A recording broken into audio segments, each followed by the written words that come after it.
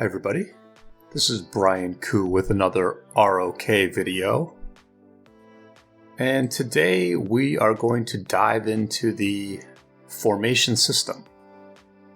We've all been playing around with formations for about a month now. Let me go ahead and speed up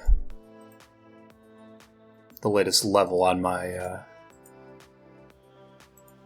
state forum here. But we've been playing around with formations for a while, and I'm not going to describe the system to you. I'm just going to give my opinions about the system. Looks like I got a couple of good dispatch quests here, so that's nice. But yeah, I'm just going to give my thoughts about the system, tell you how I'm dealing with some of the choices that need to be made. And then later on in the video, I'm going to open up 40 armament chests, and we'll see how my luck goes. So if you'd like to just skip ahead to the chest opening portion of the video, I've put a time code in the description and in the video, and you can just fast forward to that point. But, you know, first and foremost, let's just start off with the good parts of the formation system. And I think the best thing about it is just the gambling gotcha system that's in place here. It is enjoyable every day to log in and do these travel quests and see if you get anything good. It's nice to do the dispatch quests and see if you get anything good. There's such a variety of outcomes that are either good or bad. You know, you need to get both the right formation, you need to get good substats, substat categories, and substat roles, and then you also want to get the inscriptions if possible. So that's an enjoyable part of it, and at the end of the day, it's not like a time-consuming thing. You just kind of log in and spend a few minutes clicking through here. You spend a few minutes deciding on your dispatch quests. So it's like basically an enjoyable experience to acquire new armaments. And I think the gap between what free-to-play players are able to do here and what low spenders like myself are able to do is not too crazy. You know, I think free-to-plays are getting almost as many free armaments from the different quests as I'm getting. And, you know, if I spend $5 a day, then I'll get 3 choice chests that free-to-play players aren't getting. But it's, you know, everyone can feel somewhat good about what's happening with the armament system. And it's pretty fun. And I think that's the good part. The bad stuff, first of all, is just that the power gap between spenders and non-spenders is increasing as a result of this armament system. So let's just take a very basic example of what I would describe as a okay armament, which in this case is one that gives 3.5% of stats. So that's sort of the baseline level of a competitive armament. And when we want to think about what is the power gap that's being created by this new system, let's think about the stat difference between a barely competitive armament like this and a high-end armament that someone who is spending in the game and also recycling a lot will be able to both randomly get and also build via applying an inscription to something. So on the epic level, you're getting 2.5% of stats from an inscription. On the legendary level, you're getting 3.5% of stats. There's also a even higher end of armaments, what we'll call gold tier armaments, that you can get from either winning the KVK and capturing the ziggurat, or you can get them from recycling a lot of armaments and opening several of these chests and being able to literally buy one of these gold tier armaments. We're looking at the Arch one right now, which is the best of the 8. It's a really strong all around inscription there. And this is where the gap is going to exist, because this armament is probably worth 12 to 18% of stats to a march. And when you compare that to like a okay armament, or even a armament that gives you 5% of stats, we're now thinking about armaments that give anywhere, when you combine the inscription with the substats, they give anywhere from 15 to 20% of stats. So that's a 10% gap in stats on each armament. That's potentially, if we're talking about the whole set, 30 to 40% of stats. It probably won't play out quite that much, because it's easier to get decent armaments than it is to get god tier armaments. And so we're probably thinking of like 20 to 30% stat difference between a free to play or low spender, more a low spender. Low spender is going to be 20 to 30% of stats less than a real whale, just on the formation system. Now, that's about in line with previous advantages in the game. VIP 17, which gives 5% all damage, that's about 12.5% of stats.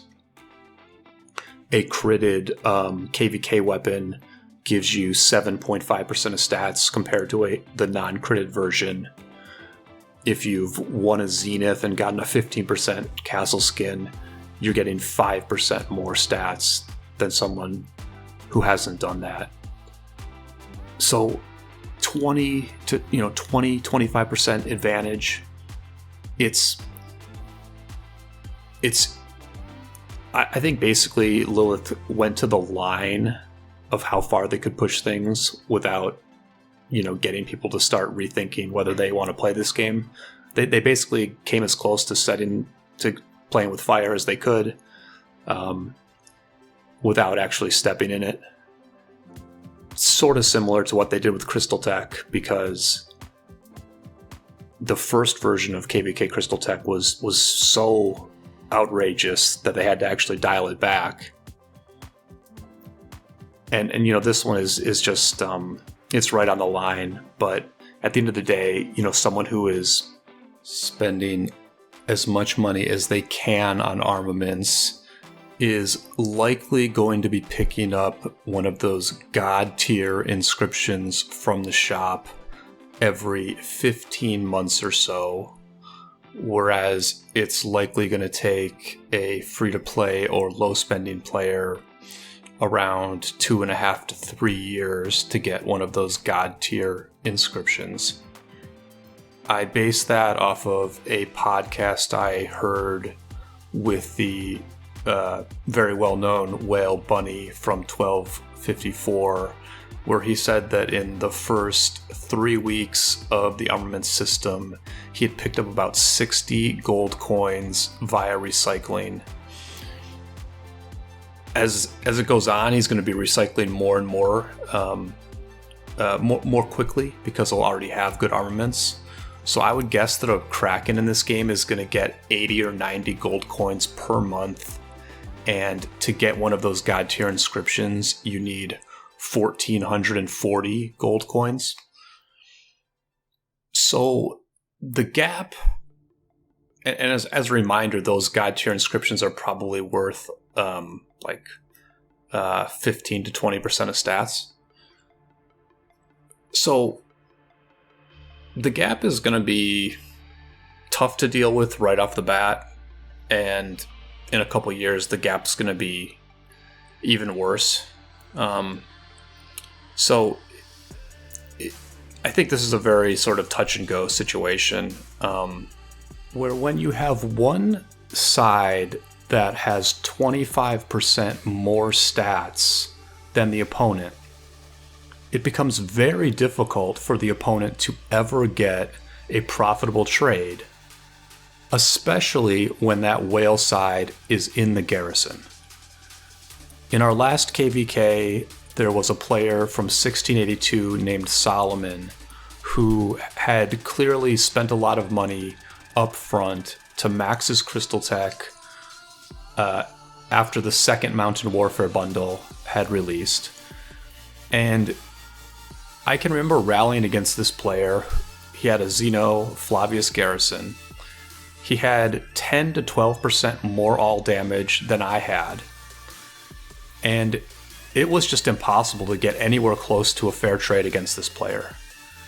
You probably won't even see him in my footage because at the end of the day, when we tried to rally against this player, we just couldn't even do it. It didn't matter how active we were. It didn't matter if we had 20, 25 people online and the enemy was in their downtime and just doing nothing other than filling the flag. It didn't matter. It just stopped us in our tracks. One player, one whale, was able to stymie an entire team. And, that's not what's good about this game. This game has always been a team game. The better team wins. And when you give whales more and more power, when you give whales more and more of an advantage, Rise of Kingdoms becomes a whale-driven game rather than a team-driven or a leader-driven game. And whales have always had a lot of power in this game, and I just see that increasing. And at the same time, I see people quitting. Earlier today, the content creator Bulbaritos said that this was going to be his last KVK. He cited, the amount of spending as a reason for why he was stopping. Our alliance also had a long time leader step down today, and he's going to migrate to a more casual kingdom. And so I think that ROK is in a tough spot. And the more I sort of just talk through this and vocalize my thoughts on the Armament patch, the more I realize that this is a bummer. This is a bummer because it's really just the skills that we developed in our alliance of coordination and having good leaderships and having really skilled free-to-play players. All of those things are mattering less and less, and what's mattering more and more is how much you spend and whether you team up with other spenders and dominate your opposition. So yeah, it's just we're right on the edge right now. We're right on the edge where if the spending becomes any more of an advantage than it is right now, I think you're going to see you're going to see a lot of players quit rather than just a handful of them.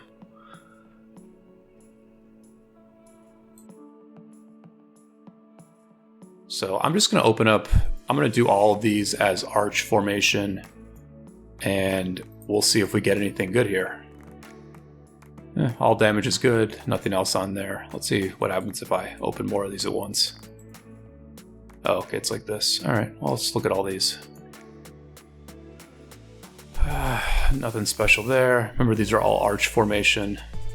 This one's okay. This is going to give me 3.5% of stats, which again is, 3.5% of stats is okay.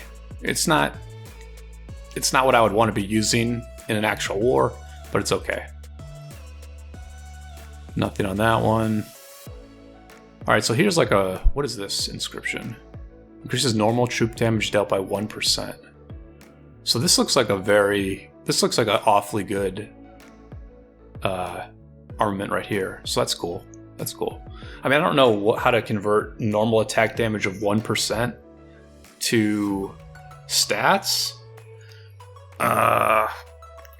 Yeah, that's a tough one for me. I'm really not sure. I imagine this is more than 1%, but I'm not sure if it gets a 2x multiple on this or not. But we're looking again at we're looking at about 4.5. We're looking at 4 to 5% of stats here, so that's a good armament. Nothing too crazy there, but an okay infantry one. All right, let's open up a few more of these. We're going to just keep doing arc formation. No inscriptions, or one inscription here. Nothing there. Definitely nothing there. Nothing really there. Yeah, you know, okay-ish open field one. Okay, what is Brawler? Skill damage 1.5%. That's awfully good. So yeah, I mean, on this one, we're looking at probably like 5% of stats, which is again, quite good. Definitely better than what I have at the moment. We're also looking for infantry. We're hoping for infantry and cav stuff here, because I'm both a cav and infantry garrison. So again, decent cav stuff there. Pretty good infantry there. 3.9% of stats. Pretty good. Okay. We're rolling pretty good here. 4.5% of stats on this one. So we're getting a lot of good rolls here. All right, nothing crazy here. Now let's look at this legendary one. Yeah, of course, it's just total garbo. I wouldn't expect anything different. All right, that was good though. That was good.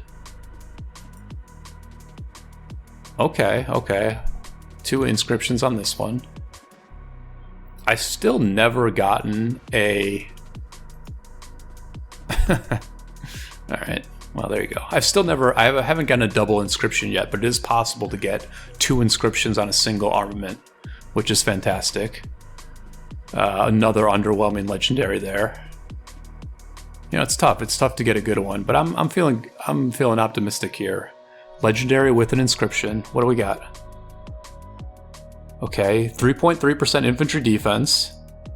Troops deal 2% more damage of all types when they have over 50% of units remaining. Okay, so not a great garrison. Not a great garrison armament, because what happens with a garrison captain is it very quickly goes below 50%. And so an armament like this, an inscription like this, is not going to apply. But still a pretty nice infantry armament. I mean, 2% more damage is fantastic. 2% more damage is fantastic. It's just not going to last all that long during a garrison situation. All right, so 18 more to go. These five at a time is going well, so let's keep doing that. Nothing there. Nothing there. Pretty good. So 1.5% all damage. How I convert that to stats is I basically give it a 2.5x multiple.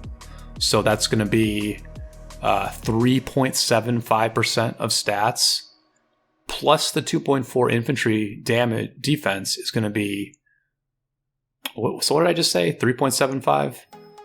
5.75. So over 6% of stats on this armament. This is an above average armament. This is better than almost everything I have. Definitely an upgrade. Feeling good about that one. And then nothing on this one. Did I check this one? I don't think I did, but nothing too crazy. But yeah, this is like a really nice armament here. 6.7% of stats. That's great. And the reason I'm just doing Arch over and over again is because I just don't feel like I spend enough money to have like a really good arc set and a good wedge set or a good hollow square set, especially since I'm trying to get like infantry and cavalry sets. So yeah, let's check these out. All right. You know, maybe once I really finalize my arch sets for my 2 garrisons, I may look at wedge or hollow square. But for now, I'm just going to go with arch. All right, the last 5 ball here. Okay. Let's check the inscription ones last. Nothing there. Nothing there. Nothing there. 2.2. Yeah, this is just like gold gathering. I mean, Yeah, okay. Gold gathering there. Now what do we got here? Ah, nothing. Spiked is good. 3.5% attack is good. A little bit of march speed, so maybe this would go on an open field infantry march. But yeah, nothing too crazy there. So let's open up these last three.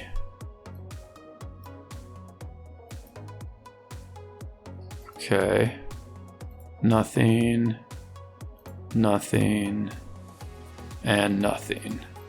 Alright, so it ended a little bit rough, but I think we've got some pretty decent armaments there. Let's go ahead and see how this looks. Let's do the cav first. Let's just look at all these. So I've already got a decent one here. That's 3.5% of stats. So no upgrade on that spot. That's actually good, because I'd rather upgrade some of these other ones. Was it this one? No. Just go through all these.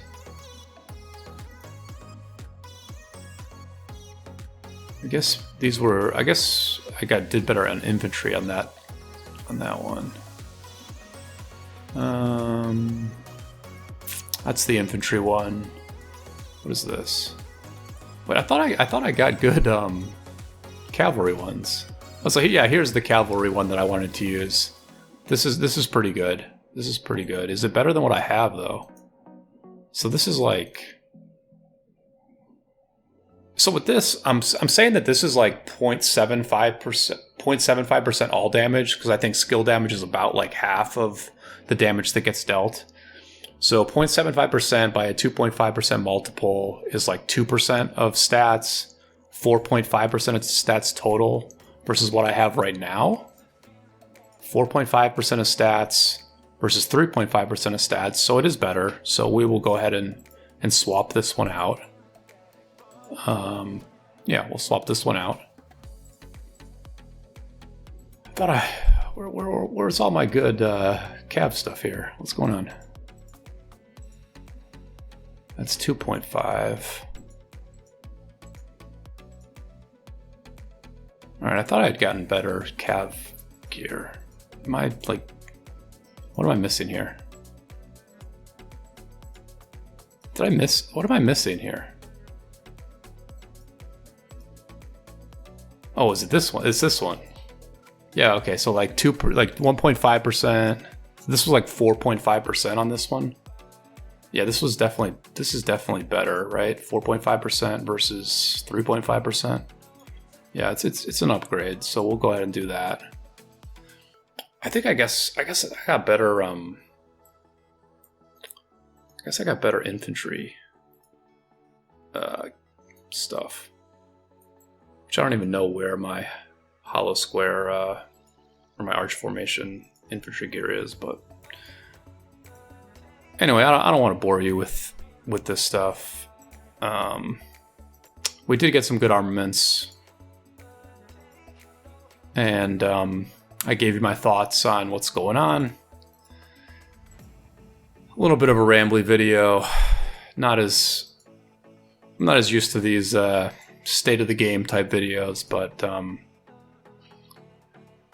but you know, hopefully you got the idea that this is just a gradual process in which you upgrade slowly with your armaments. We will see what kind of impact these things have once the KVKs start with them. And yeah, just keep tuning into the channel. More videos coming up for the last war we fought in. Lots of drama, lots of fighting in that one. And really appreciate all your support. Please throw a like on the video if you enjoyed it. Subscribe to the channel if you haven't already.